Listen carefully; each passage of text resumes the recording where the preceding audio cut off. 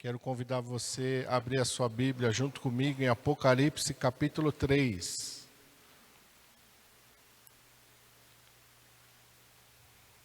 O último livro da Bíblia. Apocalipse capítulo 3. E quero ler com os irmãos a partir do versículo 14. Aqui são as 7 cartas que o Senhor Jesus envia às 7 igrejas. Alguns entendem que são as diversas igrejas sobre a terra, diversos períodos da igreja sobre a terra. E esta última carta, a igreja de Laodiceia, seria estes últimos tempos que nós estamos vivendo com a igreja sobre a terra.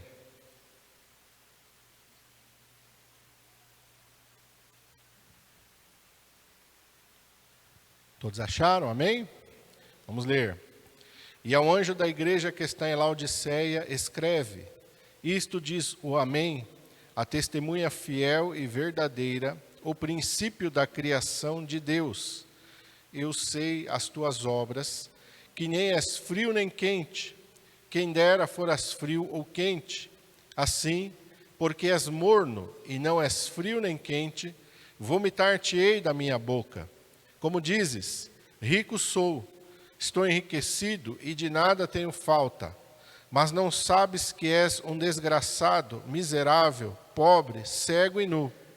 Aconselho-te que de mim compres ouro provado no fogo, para que te enriqueças, e roupas brancas para que te vistas, e não apareça a vergonha da tua nudez, e que unjas os teus olhos com colírio para que vejas. Eu repreendo e castigo a todos quantos amo. Sê, pois, zeloso e arrepende-te. Eis que estou à porta e bato. Se alguém ouvir a minha voz e abrir a porta, entrarei em sua casa, com ele cearei e ele comigo. Ao que vencer, lhe concederei que se assente comigo no meu trono, assim como eu venci e me assentei com meu Pai no seu trono. Quem tem ouvidos, ouça o que o Espírito diz às igrejas. Vamos orar. Pai, em nome de Jesus, nós estamos diante, Senhor, desta palavra viva, poderosa e eficaz, palavra que não é de homens, mas que é do Senhor. E o Senhor, ó Pai, libera, Senhor, palavras com propósitos, ó Pai.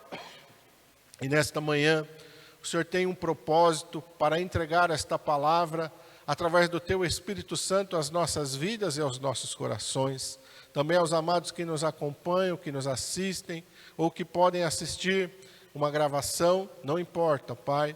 Tu tens um propósito, nada acontece por acaso, não existe coincidência e não existe acasos no reino celestial. Para tudo o Senhor tem um propósito.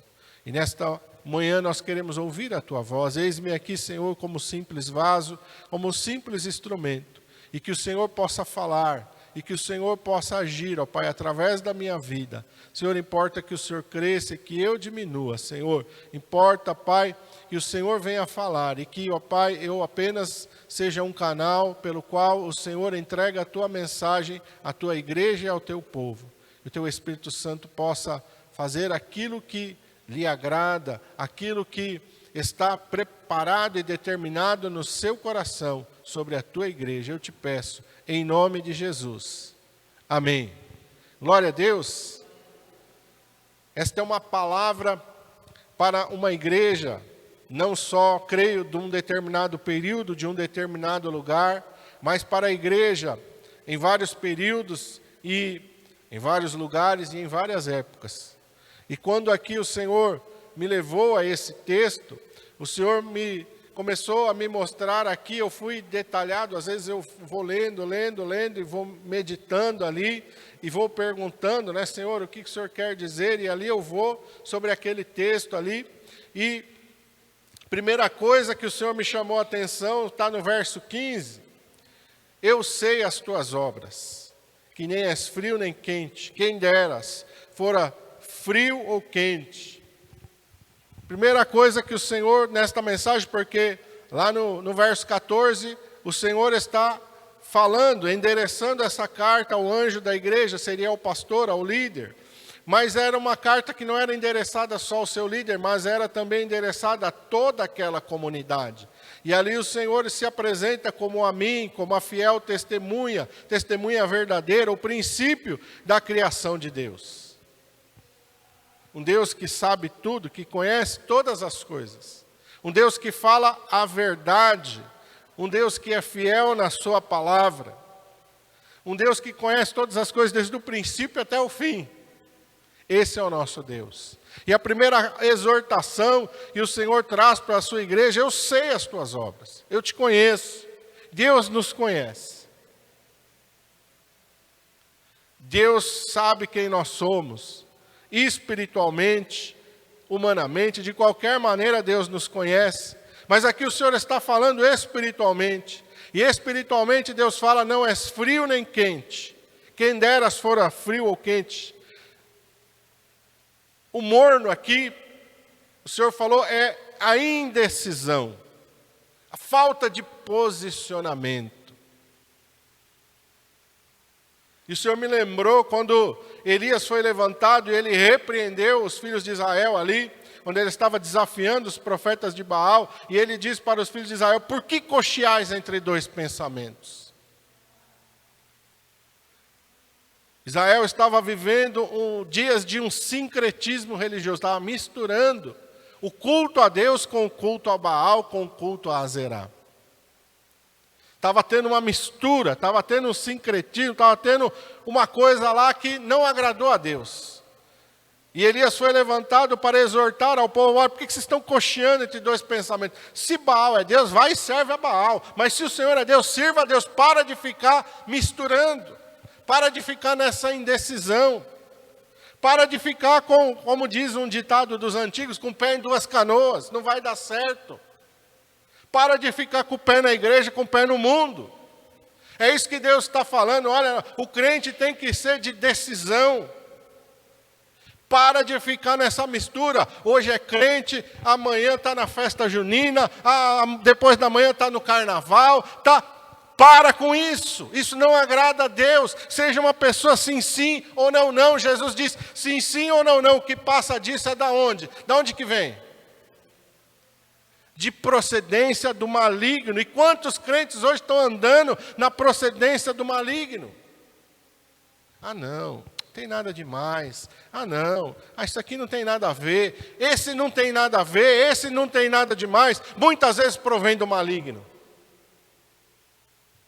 Cocheando entre dois pensamentos. Morno, não é frio e não é quente. Não, não tem nada demais. Eu vou ali porque, afinal de contas, eu também sou um ser humano. Eu também, Deus sabe como é que eu sou. Não, isso não agrada a Deus. Eu vou dar só uma bicadinha, um pouquinho de um vinho, um pouquinho do champanhe, um pouquinho de uma cerveja, um pouquinho que eu for na festa, um pouquinho que eu for ali, não vai ter problema. Não, Deus está dizendo: olha, tu és morno, e porque tu és morno, vomitar-te-ei da minha boca. Um recado de Deus é duro. Verso 16, assim porque és morno, não és frio nem quente, vomitar-te-ei da minha boca. Deus está dizendo: olha, eu não quero nada. Um gente que fica cocheando entre dois pensamentos. Um gente que tem um pensamento dúbio, que fica misturando as coisas. Eu vou na igreja, mas eu vou fazer a simpatia, mas eu vou ler meu horóscopo, mas eu vou deixar que leio a minha mão, Não, isso não agrada a Deus. Eu vou fazer uma simpatia, eu vou levantar com o pé direito da cama, Não, vou pôr uma semente de uva na carteira. Esse tipo de coisa não cabe, irmãos. Para quem é crente, para quem é de Jesus. É isso que Deus está falando, e Deus fala de uma maneira forte. E Deus não começou a falar isso agora, desde o começo. Eu quero que os irmãos vão comigo lá para Deuteronômio 30, 19, em vários momentos da palavra de Deus. Deus vai exortar o povo, porque esse é um dos maiores problemas do ser humano. E eu vou pegar apenas alguns momentos aqui. O primeiro está em Deuteronômio 30, 19. Deus tirou esse povo do Egito, Deus conduziu esse povo por 40 anos no deserto, Deus deu lei, Deus deu estatutos, Deus está tratando com esse povo, pois lá no finalzinho da vida de Moisés, no capítulo 30 de Deuteronômio, versículo 19, Deus está falando através de Moisés: os céus e a terra tomo hoje por testemunha contra vós, de que tenho proposto a vida e a morte, a bênção e a maldição. Escolhe, pois, a vida para que vivas, tu e a tua descendência. O que Deus está falando? Toma uma decisão. Sim, sim, não, não. Se Deus é Deus, eu vou servir a Deus. Mas se Deus é Deus e eu vou servir a Deus, então eu vou servir a Deus da maneira que Ele fala, com todo o meu coração, com toda a minha força, com todo o meu entendimento. Não é, eu vou servir a Deus, mas, será? Não, não, para. Deus não é Deus de dúvida. Deus não é Deus de indecisão. Será que vale a pena servir a Deus? Será que se eu servir a Deus vai dar certo? Não, para com isso, irmão. Tira a dúvida do teu coração. Deus está falando: os céus e a terra eu tomo hoje por testemunha contra vós, de que eu estou deixando as coisas claras. Deus é Deus das coisas claras. Deus é Deus das coisas transparentes. As coisas de Deus, elas são certas, elas não são será, talvez, pode ser. Não, é claro, é certo. Olha, você pode fazer isso, você não pode fazer aquilo. Isso agrada a Deus, isso não agrada a Deus. É claro. Quando você olha para a palavra de Deus, não tem nenhuma sombra. Não tem nenhuma nuvem pairando aqui que você fica olhando e fala: será que é isso mesmo? Será que eu estou enxergando direito? Será que eu estou enxergando através de um vidro embaçado? Será que eu estou enxergando através de uma névoa? Eu não estou enxergando direito? Não, as coisas de Deus são claras, são límpidas, são transparentes. E hoje em dia a gente vê tanta dubiedade, tantas coisas, tanta mistura, tanto sincretismo. Nós temos que parar com isso, porque isso não agrada a Deus. A gente tem que parar de ser influenciado. Olha, na igreja eu tenho uma postura, mas lá, quando eu estou no meio dos meus amigos, mas lá, quando eu estou no meio da minha família, mas lá, quando eu estou em outro ambiente, eu sou influenciado e eu perco a minha essência, e eu perco o meu sabor, e eu perco a minha firmeza. Isso não agrada a Deus. Deus não nos chamou para sermos assim. Deus nos chamou para sermos sal e luz, posições firmes, palavras firmes, atitude firme. Não é quando a pessoa fala para você: olha, vamos ali. Não, eu não vou. Por quê? Porque isso não agrada a Deus. Não, mas não tem nada. Não. Não quero saber disso. Sabe, muitas vezes a gente fica: eu vou magoar a pessoa, então eu vou. Não, para com isso. A gente entristece a Deus para agradar as pessoas. Aborrece ao Senhor para agradar as pessoas. Vamos parar com isso. Importa agradar a Deus. Os discípulos foram açoitados, os discípulos foram chicoteados, foram proibidos de falar o nome do Senhor. E quando eles foram ameaçados, eles falaram assim: antes importa agradar a Deus do que aos homens. Sadraque, Mesaque e Abednego, quando foram colocados diante daquela imagem, eles não falaram: olha, só para agradar o rei. Não, olha, é só aqui, só um momentinho, Deus vai entender. Muitas vezes a gente está fazendo isso, concessão para agradar as pessoas, concessão para agradar quem quer que seja, e aborrecendo ao Senhor. Deus não quer isso, aleluia. Deus quer posição firme, aleluia. Deus está deixando as coisas claras, porque Ele quer decisão, Ele quer escolha. Josué 24, outro momento de decisão para os filhos de Israel. Se não fosse tão importante, isso não se repetiria tantas vezes na palavra de Deus. Satanás, ele vai cozinhando as pessoas em banho-maria, sabe? Você conhece a história do sapo? Você jogar o sapo na água fervendo, o que vai acontecer com ele? Ele vai pular fora, mas coloca ele numa panela com água fria, põe no fogo e liga em fogo baixo. Você cozinha ele, ele não percebe. Muitos crentes, o diabo está cozinhando assim.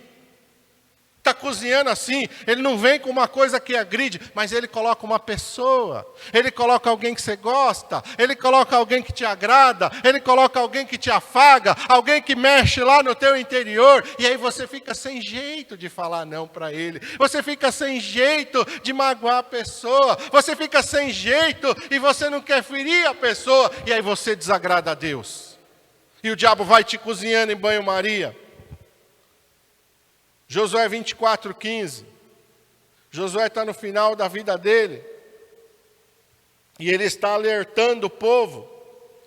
Ele diz, porém, se vos parece mal aos vossos olhos servir ao Senhor, escolhei hoje a quem sirvais, se aos deuses a quem serviram vossos pais, e estavam da além do rio, ou aos deuses dos amorreus, em cuja terra habitais, porém eu e a minha casa serviremos ao Senhor. Olha, Israel, eu conduzi vocês até aqui, eu liderei vocês até aqui, eu estou vendo que vocês estão mais ou menos aí, cocheando, estão mais ou menos na dúvida, será que é bom servir a Deus ou não? Se parece mal para vocês servir a Deus, então pode se voltar para quem vocês quiser, porém eu e a minha casa serviremos ao Senhor.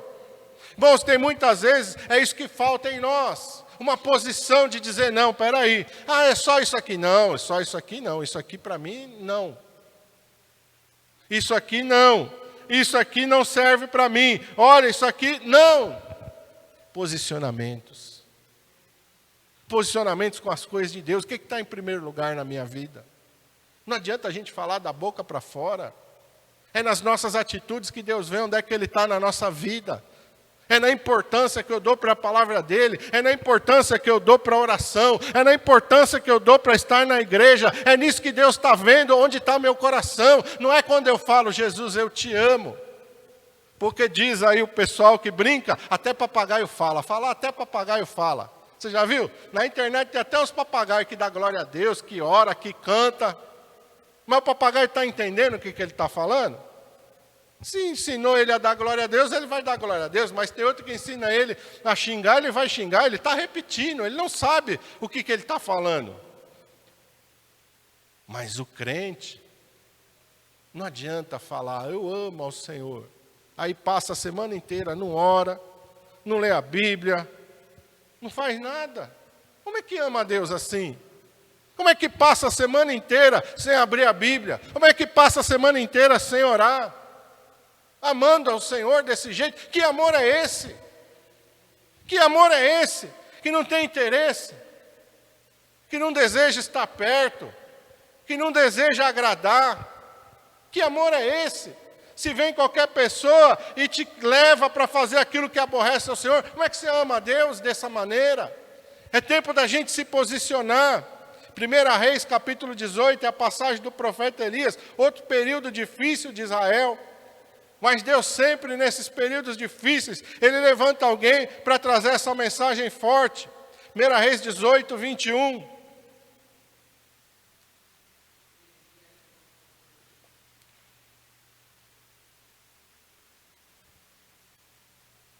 Está escrito assim, então Elias se chegou a todo o povo e disse, até quando cocheareis entre dois pensamentos? Se o Senhor é Deus, seguiu, e se Baal, seguiu. Porém o povo nada lhe respondeu, é isso que Deus não quer. Um povo que não tem resposta, que não tem posição, que não tem atitude, que não tem uma decisão na sua vida, e está ali pensando, será? Será que no carnaval eu vejo o desfile das escolas de samba? Ou será que no carnaval eu só vejo a apuração para saber qual escola foi a campeã? Irmão, você tem interesse nisso mesmo? Sério? Sério que você tem interesse nessas coisas? Sério que isso te atrai? Ver qual que é o samba enredo que foi campeão? Sabe, estou com vontade de tomar um quentão. Estou com vontade de comer aquele negócio que tem lá na festa do João. Vamos parar com isso, irmão. Vontade de ir lá naquelas festas que tem ali na Moca, que tem aquelas comidas italianas. Vamos parar com isso. Muitas vezes nós estamos assim, sem resposta. Omissos, morno, não é frio, não é quente, não tem posição, não tem atitude. Sendo influenciado pelo meio que está. Se estou na igreja, sou fervoroso. Se estou no meio das pessoas do mundo, eu sou igualzinho a eles. Não tem problema. Se eu estou no meio de um monte de pessoa que está falando um monte de coisa suja, da minha boca está saindo coisa suja. Se todo mundo está contando piada suja, eu também tenho uma piada suja. Se todo mundo está falando um monte de besteira, eu também estou falando um monte de besteira. Se todo mundo está fazendo fofoca, eu também estou fazendo fofoca. Que é isso? Que crente que nós somos assim? Lucas capítulo 9. Olha o que Jesus fala.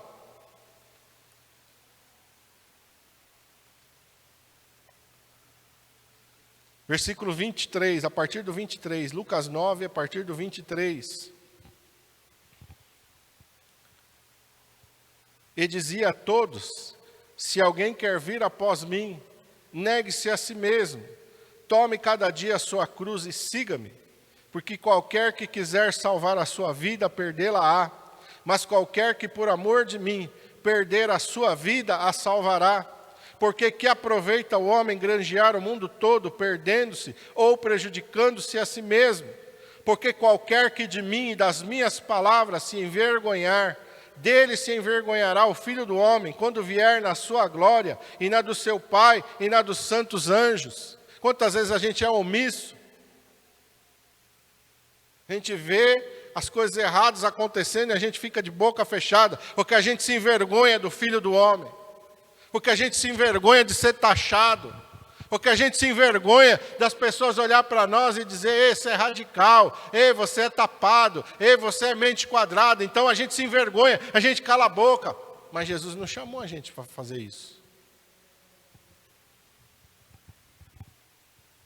Jesus não chamou, não. Não, mas não tem. Não. Quero nem saber. Não quero nem. Isso aqui não quero nem provar. Leve isso aqui para longe de mim. Não tenho parte com isso. Não participo com isso. Isso aqui não tem nada a ver comigo. O chamado do Senhor é esse: se alguém quer, ninguém é obrigado a seguir Jesus, mas se você decidiu seguir a Ele, então você tem que entender que você tem que negar a si mesmo.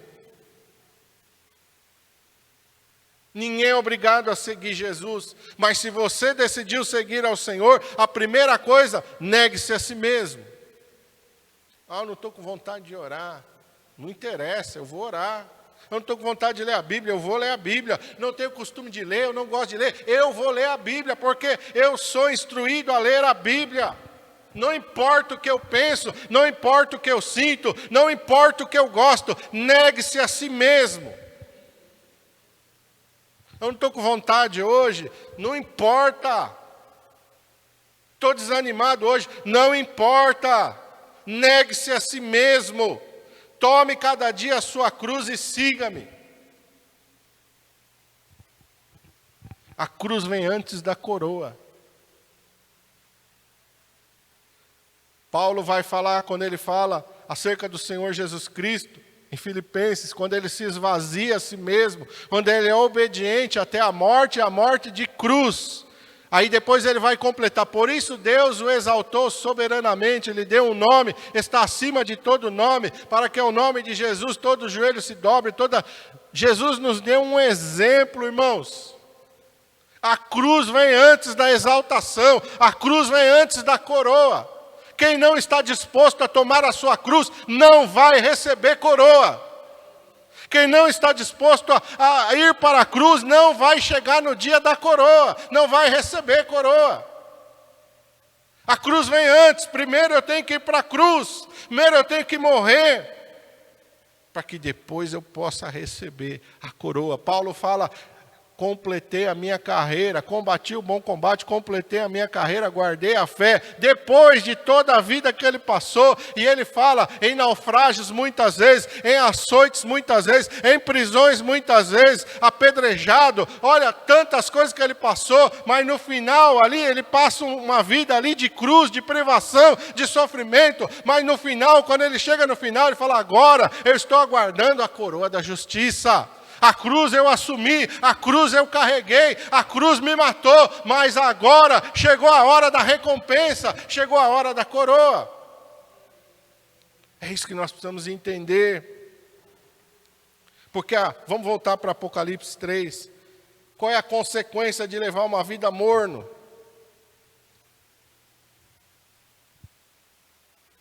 Verso 17. Como dizes, rico sou, estou enriquecido, de nada tenho falta. Quer dizer, a tua vida, ao padrão do mundo, pode ser uma vida boa. Tem dinheiro, tem um bom padrão de vida. Olha, eu tenho uma casa boa, eu tenho um carro bom, eu tenho um bom dinheiro no banco, eu viajo para onde eu quero, eu como a comida que eu quero, eu vou no restaurante que eu quero, eu tenho um bom plano de saúde. A vida na terra pode estar boa, mas como é que está a vida espiritual? Mas não sabes que és um desgraçado, miserável, pobre, cego e nu. Quantas pessoas estão correndo só atrás das coisas desta vida? Só atrás das coisas desta vida. E Paulo fala, e aqui Jesus está repetindo.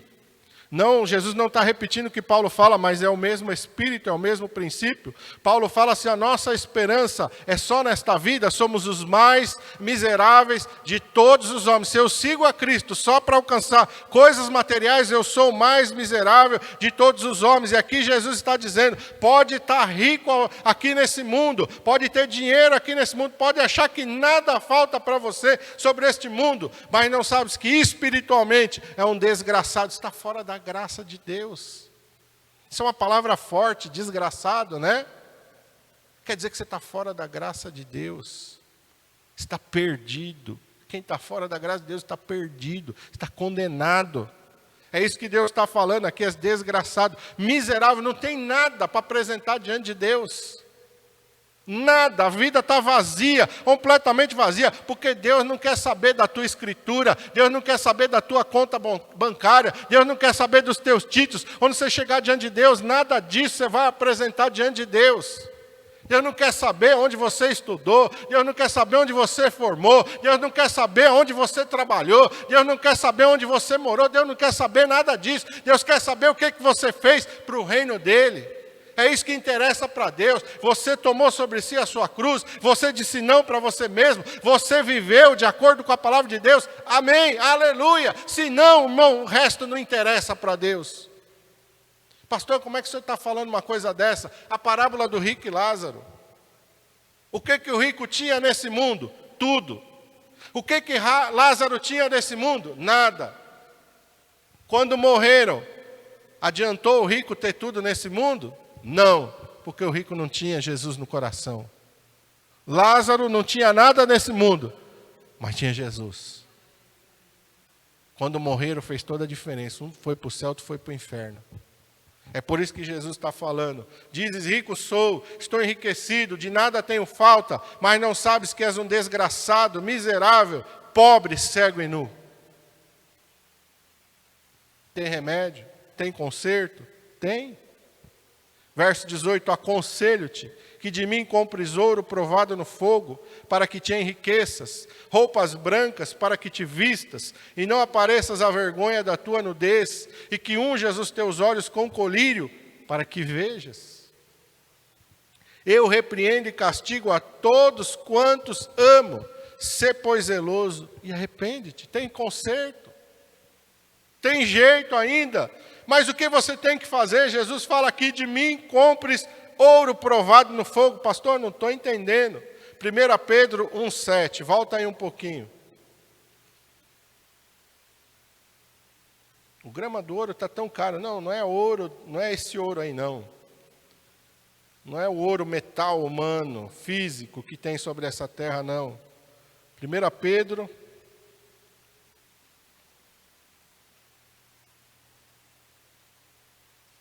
1,7. Ele está falando da nossa vida cristã, da nossa vida cotidiana. Olha no 6, ele fala aqui, em que vós grandemente vos alegrais, ainda que importa, sendo necessário, que estejais por um pouco contristados com várias tentações. Tem crente que não gosta de passar por luta, não gosta de passar por provação. Irmão, muitas vezes a gente não tem escolha, a gente vai passar.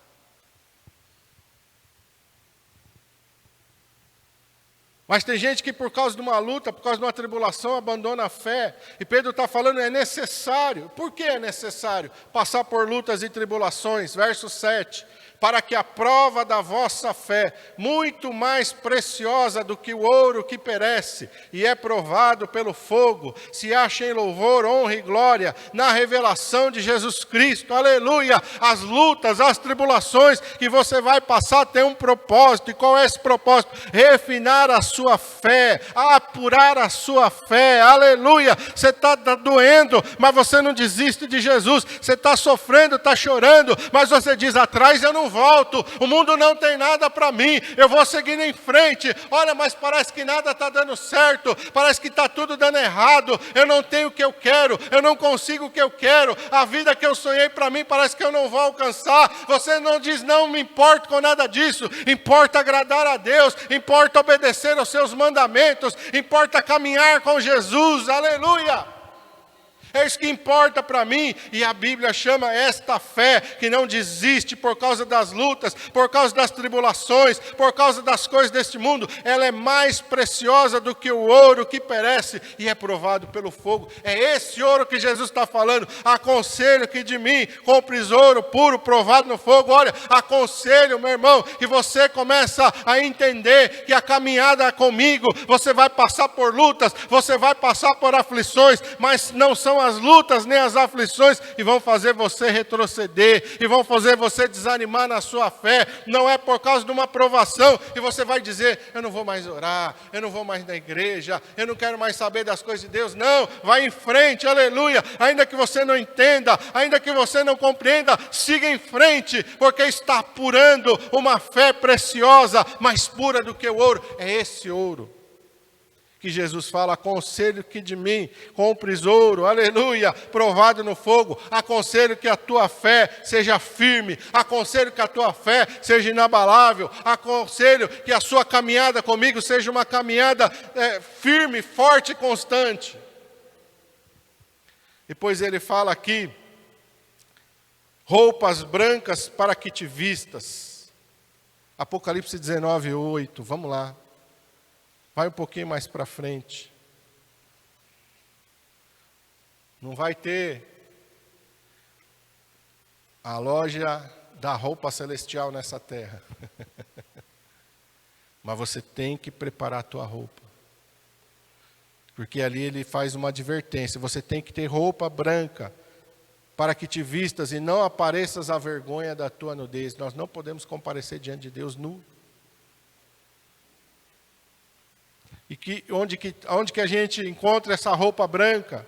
Apocalipse 19, 8. Foi-lhe dado que vestisse de linho fino, puro e resplandecente, porque o linho fino são o quê?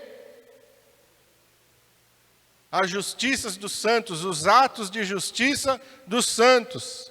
O que é um ato de justiça? Obediência à palavra de Deus. Isso é a tua justiça. Quando você obedece à palavra de Deus, é um ato de justiça. Quando você olha para a palavra de Deus e você encontra na palavra de Deus uma direção, e você até um determinado tempo da sua vida, você está caminhando de uma maneira, mas de repente você encontra ali uma palavra, você encontra uma direção, e você, irmão, decide obedecer aquela palavra, aquela orientação. Isso é um ato de justiça. A tua obediência, a tua submissão à palavra de Deus, a tua escolha de obedecer a Deus é um ato de justiça. E esse ato de justiça se traduz em roupa, linho puro, fino, resplandecente, que o Senhor fala aqui, roupas brancas para que te vistas e não apareças à vergonha da tua nudez. Pessoa que não quer se submeter à palavra de Deus, pessoa que não é obediente, não tem roupa para se apresentar diante de Deus. A Bíblia diz, mas eu não faço não, eu faço o que eu quero. Olha, a palavra está dizendo, não, mas eu não sou obrigado a obedecer. Não é mesmo. Ninguém é obrigado a obedecer. Mas se você não obedecer, quando você estiver diante de Deus também, Ele não vai te vestir. Ele não vai te vestir. E Ele fala que unjas os teus olhos com colírio para que vejas. Interessante, né?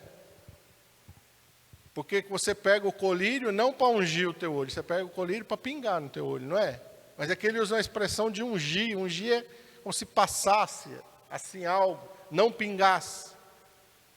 E ali eu fiquei meditando, e o Senhor me levou para 1 João 2,20. Volta um pouquinho. 1 João 2,20.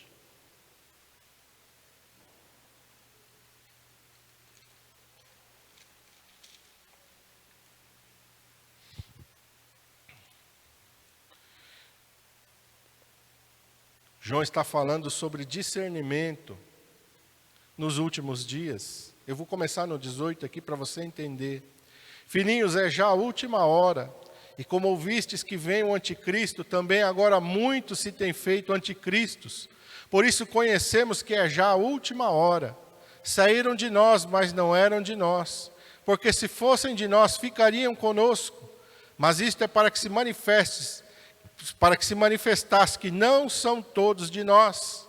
Mas vós tendes a unção do Santo e sabeis todas as coisas. Unção, por isso ele fala ungir os teus olhos, quer dizer, eu preciso da unção do Espírito Santo para ter discernimento, para saber quem é de Deus e quem não é de Deus. O apóstolo João está falando agora, muitos se têm feito anticristos. E qual é a característica do anticristo? Engano. Ele não vai aparecer dizendo, eu sou anticristo, sou aliado do capeta. Não. Ele vai se apresentar como se ele fosse o Messias, o Salvador, o ungido de Deus, o profeta de Deus, o homem de Deus, o santo de Deus. Hoje em dia nós estamos vendo tantas pessoas que se apresentam como profetas de Deus, homens de Deus, apóstolos de Deus, pastores de Deus, evangelistas de Deus. Como é que a gente sabe quem é que está andando através da unção do Espírito Santo? Pastor, eu não estou entendendo. Jesus diz, pelos seus frutos os conhecereis. É pelo fruto da vida. O que o senhor quer dizer, pastor? Olha para a vida da pessoa. À luz da palavra, não é o teu julgamento humano, à luz da palavra. Vê se aquilo que aquela pessoa está vivendo, não o que ela está falando, o que ela vive, está de acordo com a palavra de Deus. Muitas pessoas falam bem. Falar bem não significa que a pessoa é cheia do Espírito Santo. Hoje as pessoas estão confundindo. A oratória é uma técnica humana que pode ser aprendida. Comunicadores de televisão falam bem, políticos falam bem. Nem todos, mas alguns falam. Porque desenvolveram uma técnica de falar. Isso não é evidência de que o Espírito Santo está na vida de uma pessoa. A evidência de que o Espírito Santo está na vida de uma pessoa é pelos frutos que aquela pessoa produz. Fruto, irmão, muitas vezes nós confundimos. Quer dizer que se ele orar, as pessoas forem curadas, ele está dando fruto. Não, isso não é fruto. Não é fruto. Pastor, o que o senhor está falando? Porque em Mateus capítulo 7, volta lá em Mateus capítulo 7. Olha o que Jesus vai falar. De pessoas que apresentam obras, mas que Jesus não tem nada a ver com essas pessoas.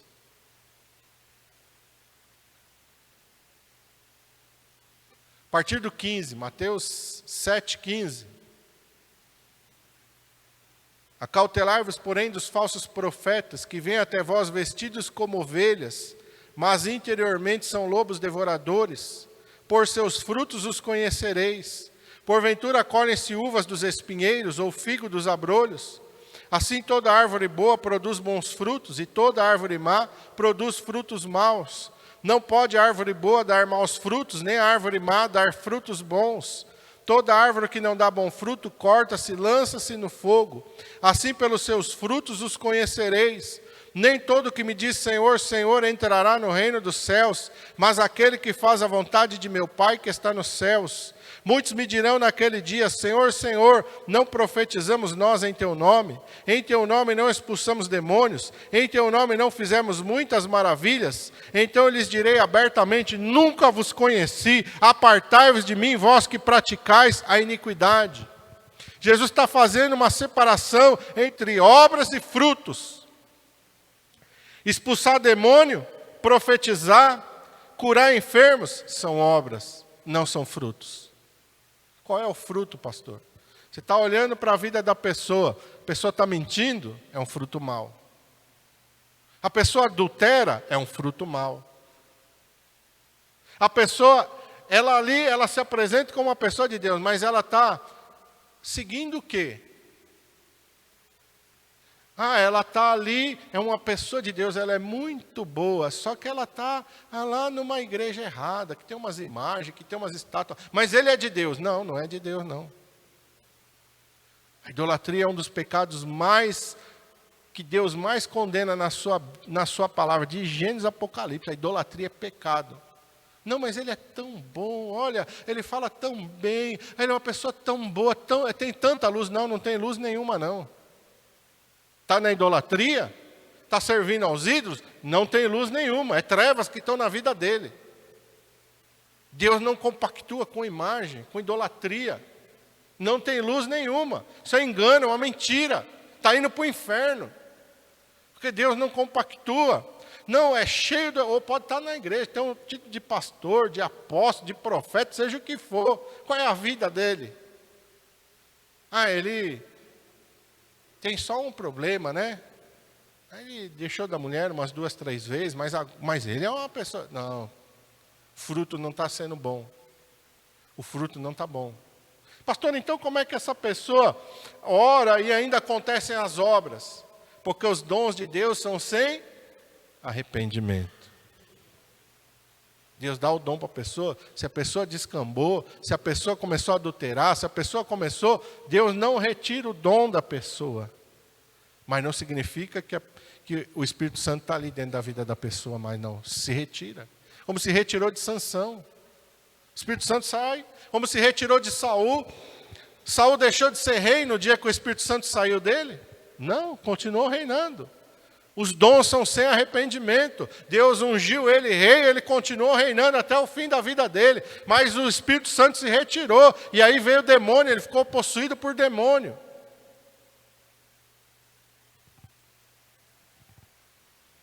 Está adulterando, está bebendo, está fumando. Mas é um santo homem de Deus. Não, não é não. Não é não. Está mentindo. Está fazendo coisa errada, mas olha, quando sobe no altar é fogo puro. Não é o fogo do Espírito Santo, não.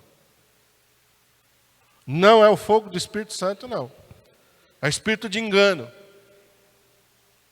A palavra de Deus diz que o próprio Satanás se transfigura em anjo de luz. O próprio Satanás se transfigura em anjo de luz. Você acha que o Espírito Santo de Deus vai habitar um corpo que está na prostituição, que está no adultério, que está no álcool, que está no cigarro, que está nas drogas, que está na idolatria? Não. Espírito Santo. Espírito é santo. Tem que ter um padrão de vida. Não é só exterior, não. Então é isso que ele fala. Unjas os teus olhos com colírio para que veja. Opa, peraí, tem que ter discernimento. Peraí, isso aqui é de Deus, isso aqui não é de Deus, não. Um colírio para você ter entendimento. Porque nesses últimos tempos tem muitas coisas. Amém? A consequência de ser morno é que só fica a aparência exterior. Interiormente não tem o Espírito Santo. O Espírito Santo só vai habitar num templo limpo. Amém? Glória a Deus. Verso 19. Eu repreendo e castigo a todos quantos amo. Sê, pois, zeloso e arrepende-te. Estou à porta e bato. E aqui esse versículo 20, a gente só aplica para a conversão, né? Eis que estou à porta e bato. Se alguém ouvir a minha voz e abrir a porta, eu entrarei em sua casa. Com ele cearei e ele comigo. Mas é um versículo que Jesus está usando para evangelizar ou para consertar a vida? É para conserto da vida. Muitas pessoas, eu já tenho Jesus na minha vida. Ah, é? Qual é o fruto que Jesus dentro de você está produzindo? Se a vida está toda arrebentada, então você não deixou Jesus ainda habitar dentro da tua casa. Você está no controle ainda. Você que está no comando. Você acha que Jesus está ali, mas você que está no controle. Jesus, quando ele entra, ele assume o controle. Ele entra para assumir o controle. Por isso ele disse, se alguém quiser vir após mim, tem que negar-se a si mesmo. Negar a si mesmo é você passar o controle da tua vida para Jesus. Entreguei para ele. Por isso ele está dizendo, estou à porta e bato. Se você ouvir que o Espírito Santo está falando, abre a porta, eu vou entrar. Mas eu vou entrar para fazer uma transformação. Para mudar tudo. Não importa mais, quando Jesus entra na tua vida, irmão, você tem que entender, não importa mais a tua vontade. Não importa mais você, tem que importar agora é o reino de Deus e a sua justiça em primeiro lugar. É para isso que Jesus entra na nossa vida. Para que nós possamos morrer para nós mesmos. Jesus entra para trazer o seu senhorio sobre a nossa vida.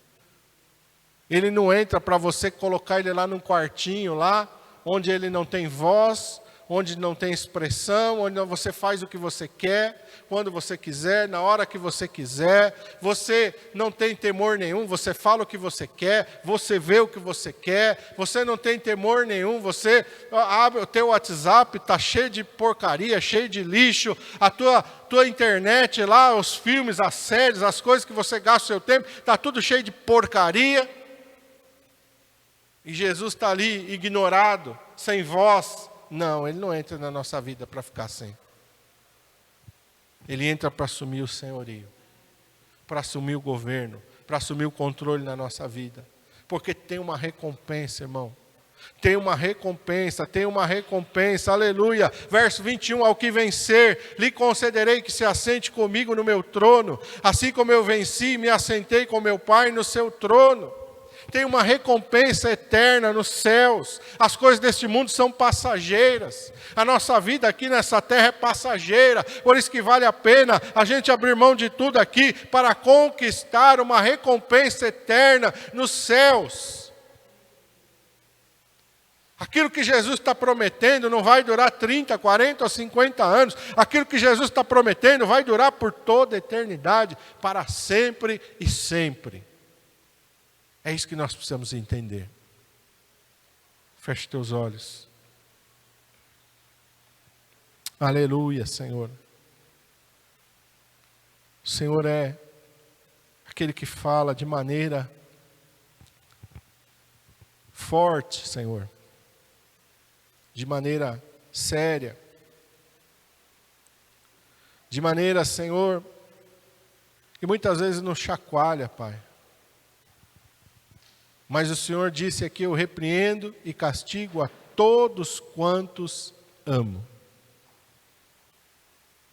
Tua palavra diz que aquele filho que está sem correção não é filho.